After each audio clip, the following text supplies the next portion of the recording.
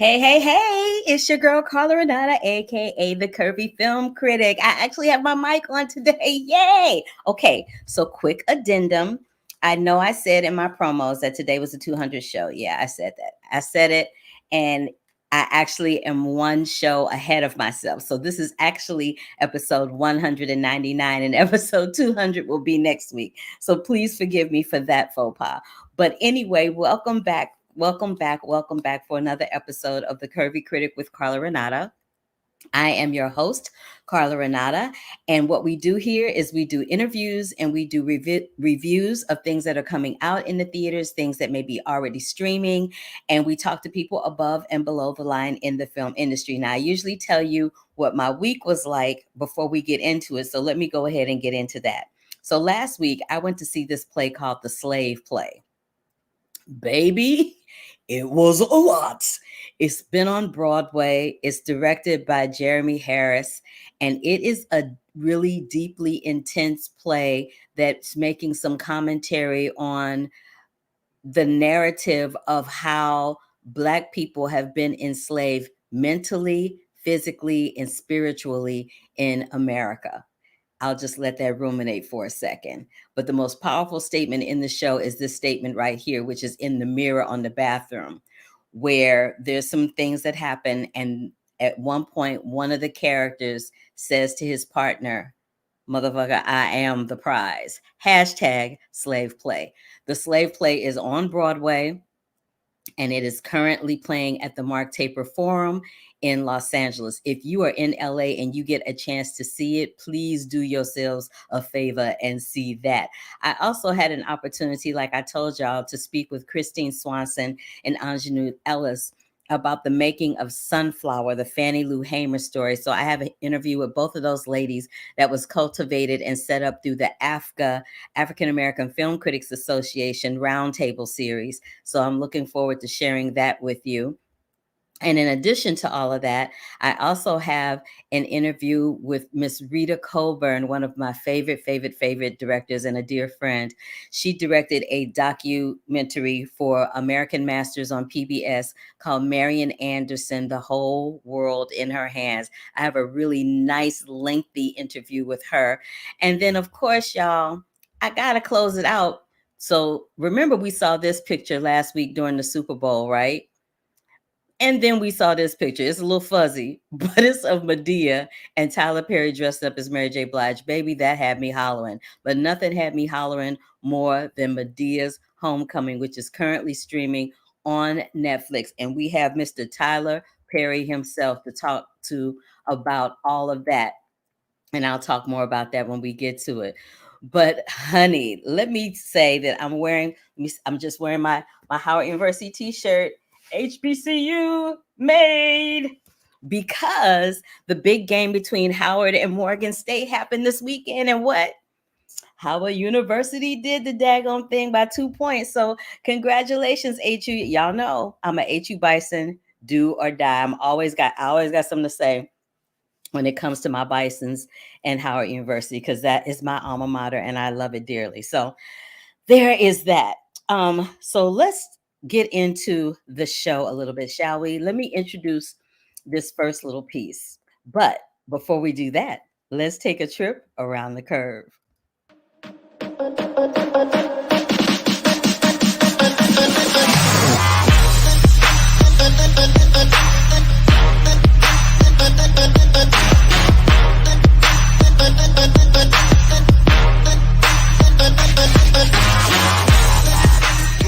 Take a trip around the curve, baby. Martin Lawrence and BET Plus have joined forces to film a 30-year reunion anniversary special with the whole gang, minus Tommy, who has since passed on. Check your local listings and times for dates.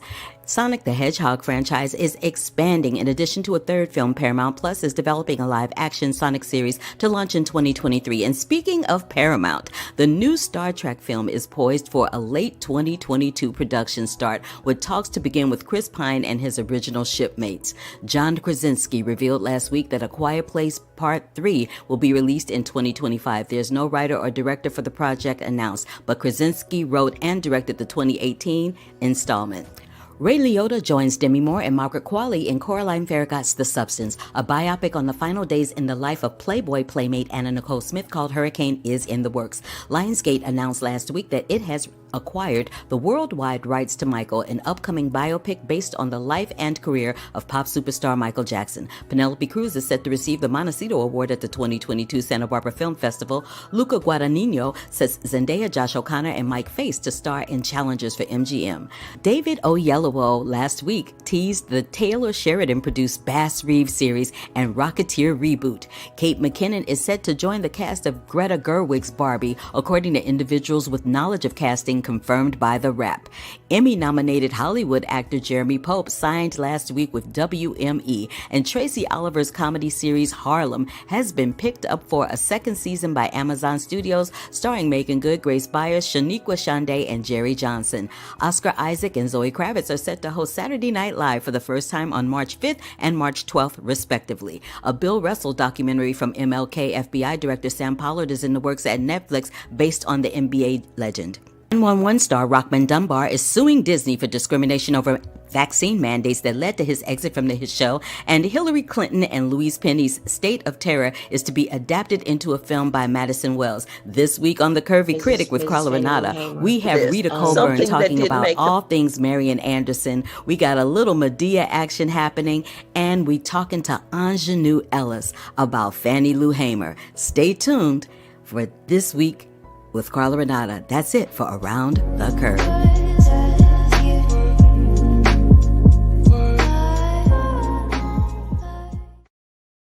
All right, so that was a nice little quick trip around the curve, and I forgot to acknowledge my tried and true viewer, Brandon. Hey, Brandon. So he always gives me more news than what I give y'all. So I'm going to go ahead and share with you what he's been seeing so that you can catch what he's been seeing too. So he says he's been watching the show, the Cuphead show on Netflix. He also says that he heard that there's a Despicable Me 4 coming in 2024 and Illumination's next original migration in 2023. He also heard that Pixar's Turning Red is getting first reactions and they are glowing. And I can confirm that since I saw the first 30 minutes of the film. In addition to all of that, he's saying, lastly, he's watching Cartoon Network classics on Hulu, like the original Powerpuff Girls and a 2016 reboot. Thank you, Brandon, for always giving me a little boost up with my news during the week. So all those things that you heard Brandon talk about, please make your way over to those platforms to check them out. I'm sure they are just fantabulous. So let's get right into it, shall we? Now, last week is like I said, as part of, well, let me back it up. So this week, you know, we're in the throes of Black History Month, and I always find that there's always a couple of people that aren't talked about. We talk about the same people all the time. Martin Luther King, because Martin Luther King's birthday is in February. So, and the day that he was slain happened in February. So we always talk about Martin Luther King Jr. We're always talking about Malcolm X. We're always talking about those people, but we don't talk about the Marcus Garveys. We don't talk about the Fannie Lou Hamers. We don't talk about the Marian Andersons. We talk about Mahalia Jackson, but we don't talk about these people. So I decided to build this show 1 week away from the end of Black History Month to talk about Fannie Lou Hamer, Marian Anderson, and Madea. I know. Yeah, I said it, Madea. And I'll get to why when I get to Madea. But right now, I want to play for you this excerpt of an interview that is literally an excerpt from the African American Film Critics Association Roundtable series, where we sat down and talked to director Christine Swanson, who you might remember her from the Clark Sisters story, which Aunjanue Ellis had gotten critical acclaim for with her performance in that film. And Christine was the director of that. So they have since bonded and banded together to create a new project called Sunflower, which is going to be a feature film version of a short that they did called Fannie, based on Fannie Lou Hamer's 1964 speech in front of the Democratic National Convention. So here's an excerpt from that interview with Christine and Aunjanue Ellis talking about Fannie. Hello, my sisters in the struggle, Miss Christine and Miss Aunjanue. How y'all doing? Good. Doing all right. Listen, this wore me out. but let me just get right into it. I know you're from Mississippi. Yeah, Aunjanue? Yes, I am. So there's a moment where you as Fannie Lou says, Mississippi is America's problem. And the flag is drenched in our blood and the country is built on the backs of Black people. Given the fact that we are once again in this fight with the Voting Rights Act and it being passed through the House, but not through the Senate, what does all of that mean for both of you right now in this moment of history? I'll start with Christine first. Oh, wow. I was really hoping you started with Aunjanue first. But let me say my bit and give it off to Aunjanue is that our story's not done being told in terms of our resistance against tyranny, quite honestly, that tries to just subvert our freedom still. So just as an artist, as a filmmaker, as a storyteller, I like to use Anjanue's words where she says that Sunflower and use the use of cinematic language and tools, particularly this project is a cinematic act of resistance, not because we always want to do this, but we have to do it. It's necessary, even still. Aunjanue? Yeah, I mean the prophetic power of Mrs. Hamer, Mrs. Fannie Lou Hamer, is that she saw this day coming, because she was in an ideological battle with parts of the members and individuals who were her colleagues, her comrades. Some of them were even her enemies within the struggle. Who were doing what they thought was best in the moment. And she was forward thinking, she was future thinking. And she said, that, this is not about voting. This is about who we are as human beings and how we are seen as human beings in this country. And the reality is we are not seen as human beings, we are seen as animals. And so until we change that, which is at the very core of the founding of this country, until we change all of that and address all of that, we will be having voting rights acts and voting rights legislation until the end of our existences. Even our children will be fighting these same battles. So I'm not surprised that we're here. It's unfortunate that we're here. We didn't listen when we should have, but that's all right because we're here talking about it, and that's what we have to continue to do. Your performance was amazing, but everything you do is. I'm so proud of you. Thank you so much. Thank you, Carla. Thank you. So let me just tell you a little bit about this short. It's called Fannie. And it's about maybe a little over, it's like somewhere between 10 and 12 minutes, maybe 20 minutes. It might be more on the 20-minute side. But it basically is Aunjanue reenacting her, Fannie Lou Hamer's speech at the Democratic National Convention in 1964, where she is talking about voting rights. And it's a very, very powerful speech. If you have not seen it, you can find it anywhere on YouTube. But this short, where Aunjanue is reenacting it, when you put them side by side, it's amazing how much Aunjanue has embodied and invoked the spirit of Fannie Lou Hamer. So the feature film is called Sunflower. I do not have release dates on either one of those yet, but when I do, y'all will be the first ones to hear about it because I am about supporting us. And I say this time and time again, I'm really about supporting female filmmakers, especially female filmmakers of color. I do it here on this platform all the time. And I have people, and thank you so much for letting me know, telling me that they have heard of films and filmmakers that they never would have found out about unless I told them. And they are now fans of those women and those projects as well. So thank you for that.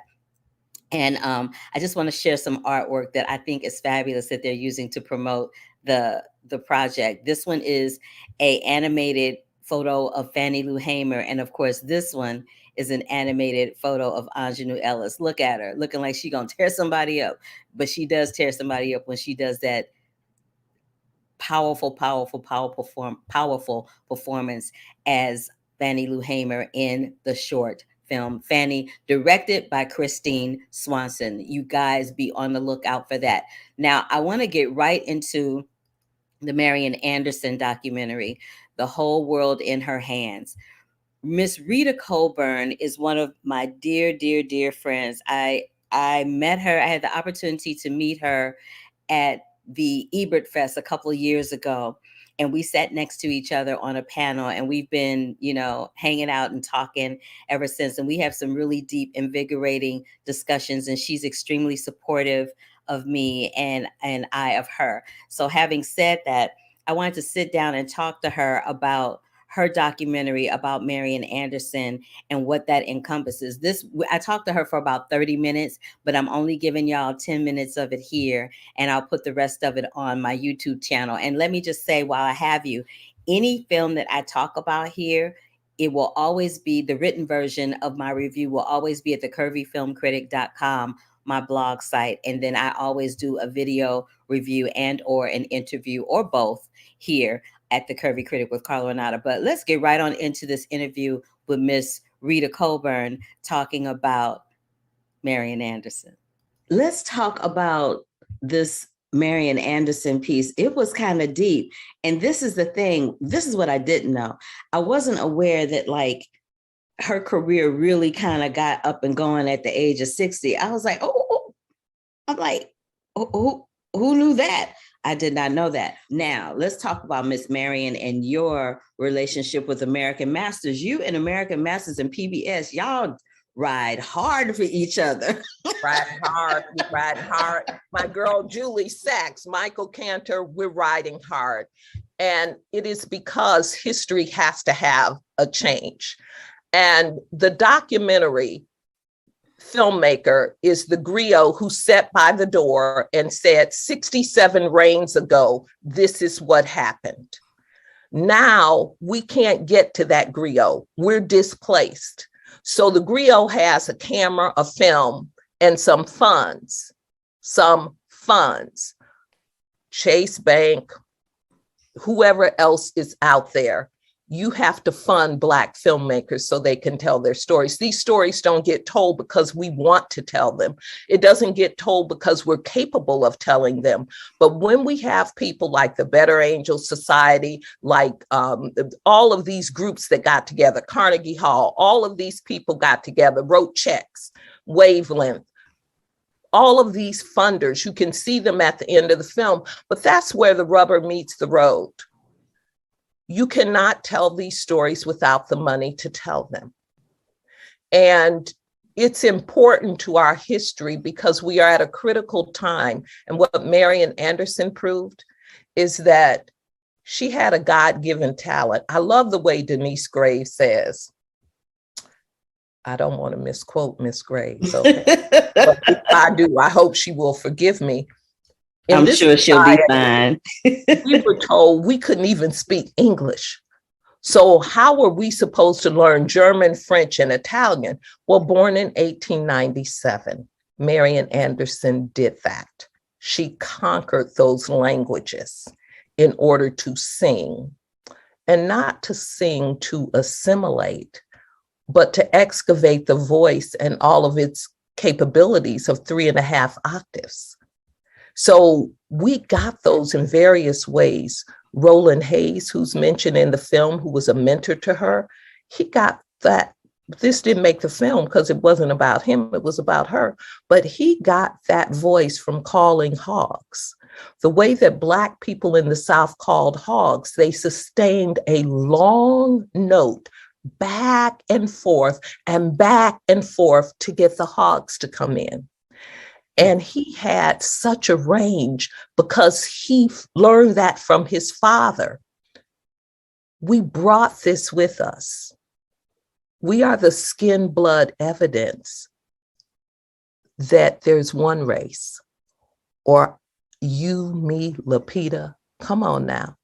We're coming from all the color schemes of the world, and our humanity must be reckoned with. And that's what Marian Anderson said. If she wasn't people say that she was demure. I didn't hear that in the tapes, But I heard the shrewdness of knowing what to say, when to say, where to say it to get to where you needed to go next. Why? That's the beauty of where we are right now, because as you and I both know, there was a time in this country where you couldn't even look at a white person without somebody or without repercussions happening. Emmett Till. I.e. Emmett Till, exactly. Something that didn't make the film. She once had to iron her dress in the alley because even though they let her in the hotel, they wouldn't let her use an iron. So if you iron your dress in the alley and then you go sing in 3 or 4 languages till people cry, what did it take? What did it cost you? Speaking, I'm so glad that you brought up some of the things that aren't in the documentary. Can you break off one more little tidbit of what may not be in there that we would have loved to have seen, but you just for budgetary reasons or time reasons didn't have the opportunity to include it? It was a time reason, honestly. And the time reason is essentially this. You start at a point of failure. You cannot in 2 hours do justice to a life of 90 some years. You can't tell it all. You don't know it all. And with danger seen and unseen, the person who it's about don't even know it all. So you do your best. One thing that I really tried to keep, but at the end, here's where the cutting happens. If it's not about Marian Anderson, then it's got to go. And so it may be about a facet of her, but it needs to land on her front and center. Marian Anderson had a wonderful relationship with her nephew, James DePriest. James DePriest was the boy and the man of a generation because he was the only child between the 3 sisters, all of whom could sing. Marian Anderson took it to the bridge, but the other 2 sisters could sing, Elise and Ethel. Ethel had 1 son from a man who was of Indian descent. And they learned this when he came to the funeral, because when he died, everybody came in garb, in Native American garb, excuse me. So now Jimmy DePriest was able to grow up because his aunt loved her some Jimmy with every opportunity. Oh, I want to be a lawyer. Oh, I want to be this. And then eventually she had given him a piece of music. I believe it was a Schubert piece, and said, learn this. At 16, he learned it back and forth. And he was at one point invited to the King of Thailand, had him performing the music, and he caught polio over there. Mm-hmm. And because of who Marian Anderson was, she was able to call the Kennedys and say, get my nephew back over there. And unfortunately, by the time they got him, it was still too late and he became paralyzed, but he became quite a famous conductor on his own. The idea that she could pick up the phone by that point and help get her nephew home showed relationship with the president of the United States. And the fact that he was even over singing for the King of Thailand, but of course, that was not a primary of her story, but it meant a lot to her. I think what also meant a lot to her that I hope comes through was how much she loved her family and how much she loved her. It was her mother, her sisters, her family, and who she was as a family person. So I think that was really important, and we could only use some of that. Yeah. Thank you, Miss Rita Coburn. You know, I ride or die for you just like American Masters and PBS do. You know this, right? Yes. And I so appreciate it. It was my good fortune to sit at the table where you were at Chaz Ebert's Ebert Fest and for us to meet.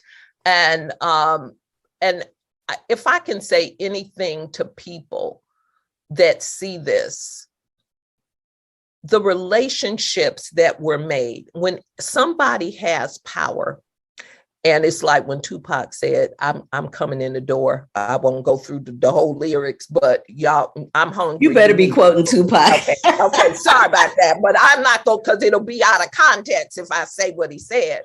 But anyway, the deal is that if somebody is inside the house and you want to get in and you don't have the power to get in, somebody has to open the door. Be a door opener, be a door knocker.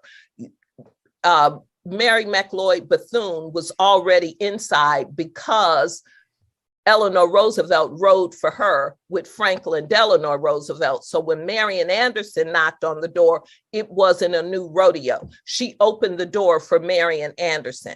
And unless people break it down, white people with power don't take all the lakefront property, open up the door. And when you open up the door, then we can all learn something from each other and sit at that table and make a better place for all of us to be. But you're going to have to open up that door. I know that's right. And that is the perfect place to end this. Thank you so, so much, Rita. Thank you.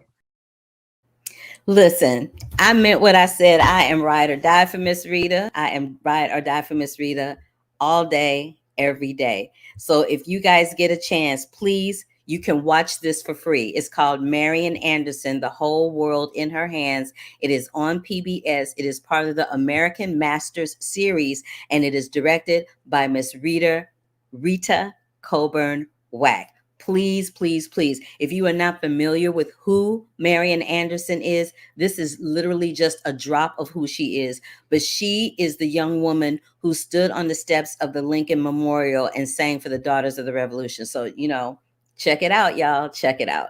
All right. Before we get into Madea and my reasons for including Madea in this hodgepodge of folks, I want to acknowledge Kenneth Williams, who's always in the cut, and Miss Rita, who is watching via YouTube. It is always my pleasure to have you. You know that, like I said, I'm ride or die for you all day long. So before we get into Madea and Tyler Perry, I want to talk about this other docuseries that is currently playing, that will be playing on HBO. It's called Frederick Douglass in 5 Speeches. It debuts on HBO and is available to stream on HBO Max beginning Wednesday, February 23rd at 9 p.m. Eastern and Pacific time. This is what it does. They take the talents of Jonathan Majors, Nicole Bahari, Andre Holland, and a couple of more people whose names are escaping me at the moment. But those are the ones that I remember very vividly. But they take some talents, some of our premier Black talents, and have them perform 5 of his speeches. The speeches include I Have Come to Tell You Something About Slavery, which is performed by Denzel Whitaker. That speech was given in 1841. It's where Douglass recounts his story of being raised as a slave publicly for the first time. Country, Conscience, and the Anti-Slavery Cause in 1847, performed by Jonathan Majors, where he addresses the anti-slavery society on his return from the British Isles, which he found to be more accepting and equitable than his own country. The Proclamation and a Negro Army in 1863, performed by Coleman Domingo, where Douglass responds to the Emancipation Proclamation and calls for the Black man to be allowed to fight in the war. And Lessons of the Hour from 1894, performed by Jeffrey Wright, who you will also find in the new Batman movie coming out in a couple of weeks.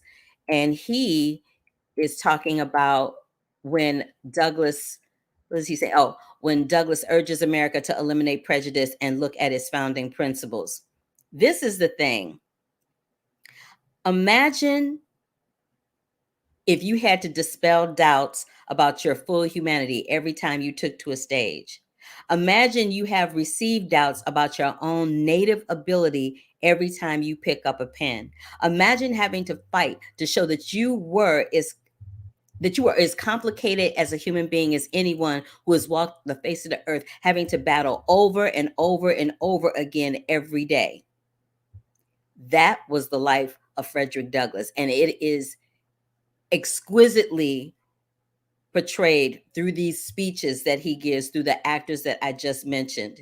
If you don't know who Frederick Douglass is, because he's also someone else that we very rarely speak about when Black History Month comes around. Frederick Douglass was the most famous man in the world in the 19th century, and he achieved that position through one means: his voice. He was born into slavery in Maryland in 1818, and he spent the early days on a large plantation near Chesapeake Bay. That is how he started, but that is not how his lineage ended. The most surprising thing I found out about Frederick Douglass, this had me laughing out loud.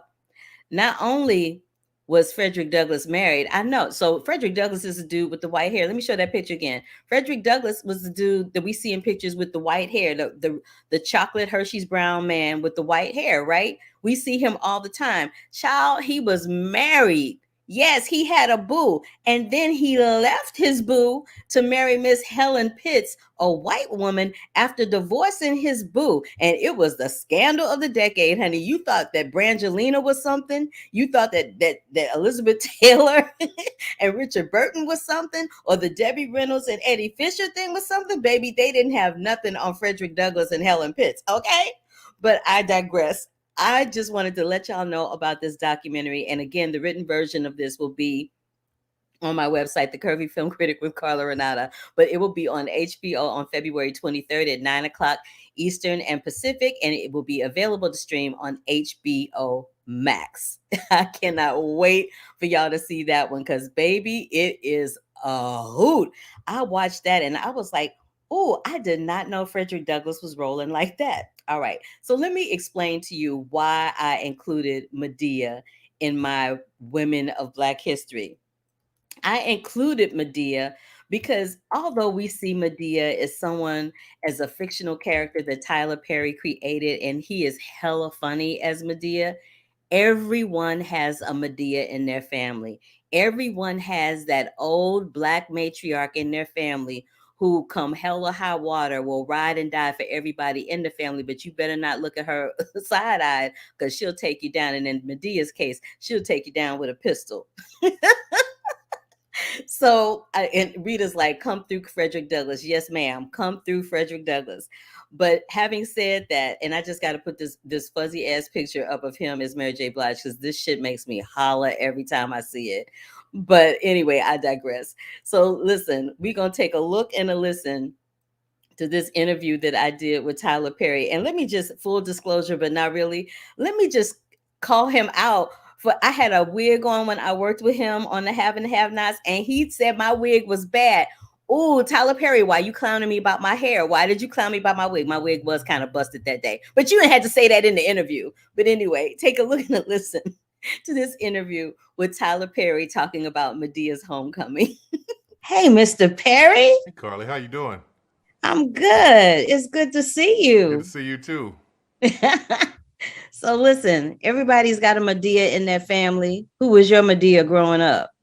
Oh, that's my mother, Maxine, my Aunt Mayola, my Aunt Sadie, my Aunt Thelma. I had a lot of them. So, yeah. Yeah, mine was Mama Clee.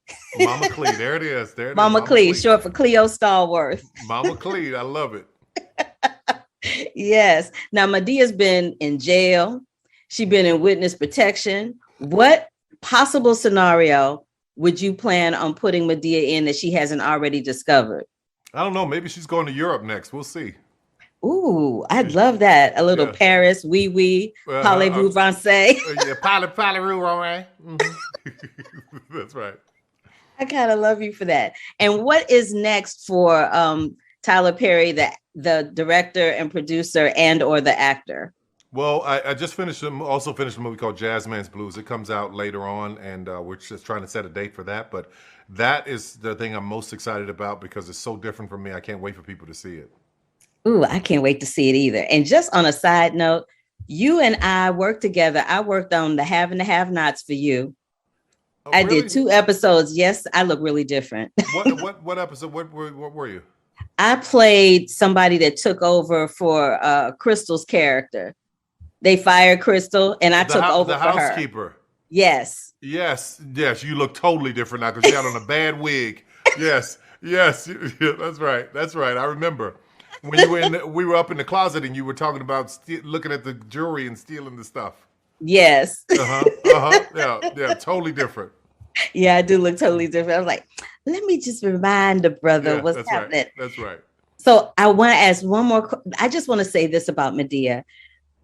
We are living in such crazy times that I'm so glad that you did this. And I'm so glad that you're making people laugh, because I don't know about anybody else, but Madea brings me great, great, great joy. Like, it doesn't matter what scenario she's in. I'm going to crack up and laugh regardless, because I just need a little Madea in my life. And I'm so glad you brought us a little Madea homecoming. Thank you. And that's exactly the reason I did it, because we need to laugh. So much is going on. So I'm with it. Yes. And I'm not sure if you can't talk about them end credits, can you? That'd be a spoiler, wouldn't it? Why not? Okay. How did that conversation go when you hit homegirl up and you said, listen, I'm thinking about doing a little something for the end credits? What you think about this idea? You know what? She thought it was hilarious. So I just made sure that before I did it, I'm like, listen, you let me know if this is okay. And she thought it was hilarious. So it was a good situation. I can't wait for people to see that. Because honey, I hollered. Yeah. Me and my mama and brother were on the floor hooping, and we played it back over and over again and just hollered. I love it. Okay, cool. Well, that's my time, Mr. Perry. Thank you so very much. I appreciate you. Okay, thank you. I'll talk to you soon. I love you, Mr. Perry, and I defend you all the time when people be coming for you in your movies. But I am really salty that you talked about my wig. I'm really salty. But I guess I need to spend some of this money that I'm making and get me a new one. I guess that's what I'm going to have to do, because you truly talked about a sister. You talked about me bad too. But anyway, y'all, make sure that you check out Madea's Homecoming. It will be streaming on Netflix this week, probably toward the end of the week. But since I do my show on Mondays, I wanted to tell y'all about it today and let y'all have at this interview. All right. So I know I punked y'all about the 200 show today. The 200 show will be next week, February 28th. And as part of the celebration of the Curvy Film Critic, your girl, Carla Renata, I have two fantabulous interviews with Robert Pattinson and Zoe Kravitz, who are respectively Batman and Catwoman in The Batman for Warner Brothers. And then I will also have Jeffrey Wright, who is one of the people reading the speeches in the Frederick Douglass piece. I'll have him and Paul Dano, who play the Riddler and Commissioner Gordon, respectively. So I'll have those 4 people on the show next week. I'll have a brand new theme song, which has been written and curated by Bobby Day. There'll be a whole new thing happening at the beginning. I'll have a new graphics. It'll just be a whole new, well, some of the graphics will be new. Some of them I'm still working on. We'll see if we get them by next week. But yeah, I'm excited to show that to you guys. And then I'm going to share with you what is going to be happening with the Curvy Critic with Carla Renata moving forward from this point. So again, if this is your first time joining me, thank you so much for tuning in and watching. I see that my cousin Donna Hickson is on here. Thank you for finally showing up 200 some odd shows later. Yes, I'm calling you out. Thank you, Miss Rita Coburn, for popping in and saying hello to a sister. Thank you, Brandon. Thank you, Kenneth. Thanks everybody else that's watching that I can't see, because when I stream it on Facebook and LinkedIn, I can't always see who's watching. And when it's streaming live on Twitter, I can't always see who's watching. But thank you so much, everybody, for tuning in. Again, I'm Carla Renata, a.k.a. the Curvy Film Critic. If this is your first time joining me, give me a big old thumbs up. If you are watching on YouTube, click that bell for notifications. If you are watching via Facebook Live, if you are watching via LinkedIn, if you are watching on Twitter, the live stream on Twitter right now, please do yourselves a favor and hop on over to YouTube and subscribe to the channel. Also, go over to thecurvyfilmcritic.com and subscribe to my written reviews, because I write some pretty good stuff, y'all. I mean, Variety don't be hiring a sister for nothing. I'm just saying. So until the next time, stay safe, stay sane, wash them hands, wear a mask, and I will see you next week for the Curvy Critic with Carla Renata episode number 200 celebration. All right? See you later, and deuces.